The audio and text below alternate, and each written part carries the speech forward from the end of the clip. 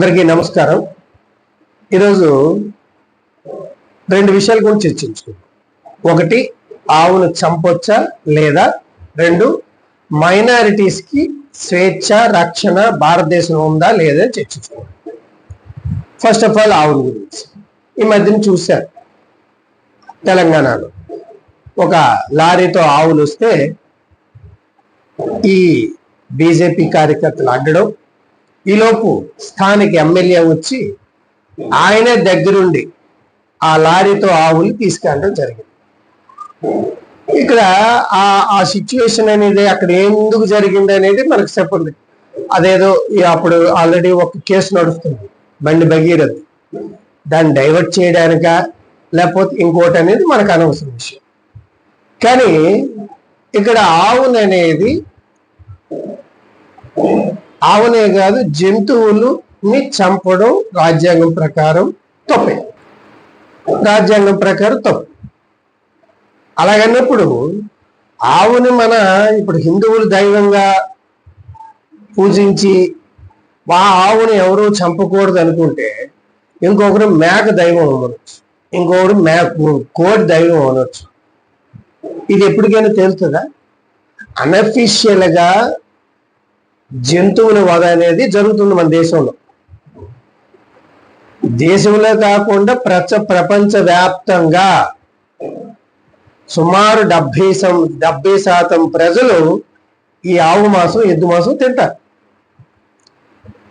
ఇక్కడ మన దేశంలో కూడా సుమారు 50-60% 50% ఆ మాంసం అనేది తింటారు.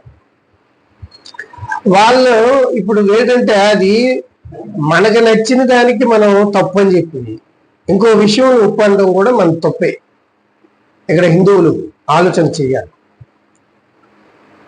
వాళ్ళు ఒక మధ్యతరగతి వ్యక్తి 2-3 ఆవులు కొని దాన్ని అమ్మి దాని ద్వారా ఆ కుటుంబ పోషణ జరుపుకుంటారు.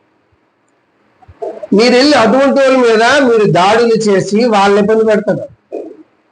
రియల్ గా సుమారు 15,000 కోట్ల రూపాయలు ఒక్క మీట్ అంటే ఆవు ఎద్దు మీట్ ఎక్స్పోర్ట్ చేయడం వల్ల మన దేశంకి వస్తుంది. ఆ ఎక్స్పోర్ట్ చేసిన వాళ్ళందరూ ఎవరు? హిందువులే. మీరు వాళ్ళ దగ్గరికి వెళ్ళి ఎందుకు అడగరు? ఎవరో పని పేదవాడు ఏదో ఆడికి జరక్క ఆ 4-5 ఆవులు కొనుక్కొని ముందుకు వెళ్ళి అటువంటి వాళ్ళ మీద మీరు ఎందుకు తప్పు? మీరు సామాన్యులే, నాకు తెలుసు, మీరు కూడా సామాన్యులే, వాళ్ళు సామాన్యులే. సామాన్యులు డబ్బులు కొంటారు. ఎక్కడో ఉన్నాడు ఎవడో ఇన్స్ట్రక్షన్ ఇస్తాడు. వాడెవడో మీకు తెలుసు, అందరికీ తెలుసు. అక్కడ ముస్లిమ్స్ లో మీద కూడా ఇన్స్ట్రక్షన్ ఇచ్చిన ఒకరు ఉంటారు, వాళ్ళు హై క్యాస్ట్ వాళ్ళే. ఇక్కడ కూడా ఇన్స్ట్రక్షన్ మీకు ఇచ్చినోడు హై క్యాస్ట్ వాళ్ళే. ఇక్కడ దెబ్బలు కాసింది కొట్టుకునేది ఎవరంటే మధ్య తరగతి, అలాగే పేదవాళ్ళు. మనకి ఎందుకయ్యా? ఆవు ఎవరు తింటేటి తినకపోతే మనకి ఎందుకు? నిజంగా నీకు ఆవు దైవము అనుకుంటే నువ్వు ఒక ఆవు కొనుక్కో, నీ ఇంట్లో ఉన్న ఆవుని నువ్వు పూజించుకోవయ్యా. ఎవరెవరూ ఆవులు చంపకూడదంటే ప్రపంచవ్యాప్తంగా ఉన్న ఆవులన్నీ నువ్వు రక్షించగలవా? వాటికి నువ్వు మేపగలవా? కుడితి పెట్టగలవా? నీరు పెట్టగలవా? ఏమీ లేదు. మన దేవుళ్ళ దగ్గర సింహాసనం మీకు అనకూడదు డైరెక్ట్గా, అక్కడవే నీటికి ఎక్స్పోర్ట్ అమ్మేస్తున్నారు వాళ్ళు. అది అనఫిషియల్, అది మన తప్పు. అది నేను ఆధారాలు తెమ్మంటే నేను తేలేను. ఒక సమాచారం ఒక వ్యక్తి చెప్పింది. వాళ్ళు కూడా ఎవరైతే హిందువులు మీట్ ఎక్స్పోర్ట్ చేస్తారో వాళ్ళకి అమ్మేస్తున్నారు. మధ్యలో మీకు ఎందుకు ఆ బాధ? ఒక సామాన్యుడి మీద మీ బలం ఎందుకు చూపిస్తారని ఆలోచించుకోండి. నిజం, ఈ ఆవు అనేది చాలా సెన్సిటివ్ ఇష్యూ. పొలిటికల్ మైలేజీ కోసం ఎవరో చెప్తే మీరు ముందుకు వెళ్ళడం కరెక్ట్ కాదు. వాళ్ళ ఫుడ్ రైట్ టు ఈట్ ఉంటుంది చూసారా, వాళ్ళ ఫుడ్ని మీరు అడ్డకూడదు. అలాగని మీరు నీకు అంత పూజించుకోవాలనుకుంటే మీ ఆవును మీకు తెచ్చి పూజించుకోండి. ఎవరు వద్దన్నారు? ఇది నేను చెప్పదలుచుకుంది. ఇంకోటి ఏంటంటే, భారతదేశంలో మైనారిటీకి రక్షణ ఉందా అని. ఇక్కడ కాకపోతే ఇంకెక్కడ ఉందా ఆ రక్షణ? దర్జాగా హ్యాపీగా మైనారిటీస్ ఉన్నారు అంటే అది భారతదేశంలో. ఇది డంకా పదంగా చెప్పగలను. ఏమి లేదయ్యా. నిన్న చూసే కడప నుంచి వచ్చి ఎవరో ఎక్కడో అంటే వాడికి వాడే ఒక పార్టీ కూడా పెట్టాడు, ఒక ఫాస్టర్.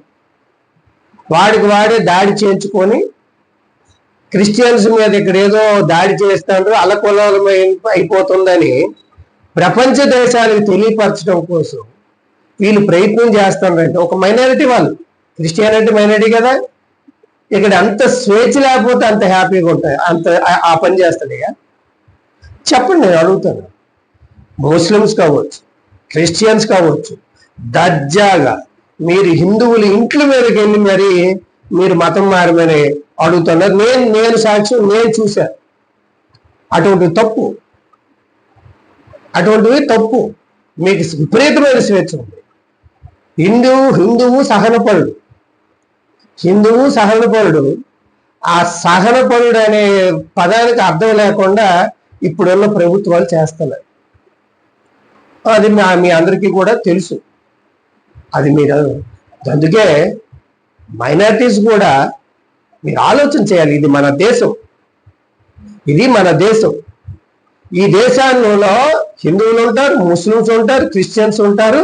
ఈ దేశ ప్రాదేశిక ఏదైతే సరిహద్దు ఉందో ఆ లోపల మనం ఈ భారతదేశం యొక్క విలువను కాపాడాల్సిన బాధ్యత మనపై ఉంది. అది మీరు ఆలోచన చేయాలి. అనవసరంగా ఈ ప్రపంచ దేశాల్లో మన దేశాన్ని నవ్వులు పాలు చేయదు.